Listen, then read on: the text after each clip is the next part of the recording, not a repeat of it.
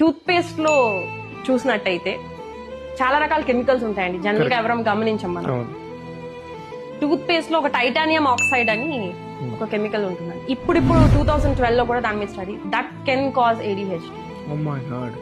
మనం 2 years నుంచే వాళ్ళకి పళ్ళు తోముతూనే ఉంటామండి విత్ టూత్ పేస్ట్.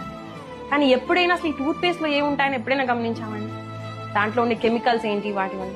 ఎందుకంటే చాలా రకాలైన కెమికల్స్, ట్రైసోక్లాన్ అని, సోడియం లారల్ సల్ఫేట్, ఏదైతే దానికి నురగొస్తుందో దీని వల్ల మనకి ఎండోక్రైన్ అనేది డైరెక్ట్ ఎఫెక్ట్ అవుతుంది. థైరాయిడ్ డిస్రప్టర్ అండి. ట్రైసోక్లాన్ అని మీరు కనుక చూసినట్టయితే it is a thyroid disruptor. ఎందుకు ఇన్ని థైరాయిడ్ వస్తున్నాయి అంటే వీ హ్యావ్ రీజన్స్ అండి. సో ఇలాంటి ఎన్విరాన్మెంటల్ ఎఫెక్ట్స్ కనుక మనం కనుక తెలుసుకుని వాటి నుంచి వాళ్ళని తక్కువ స్టార్ట్ అయిపోతుంది. ఫస్ట్ పనిలోనే మనం వాడేదే ఫుల్ గా కెమికల్స్ తో ఉండే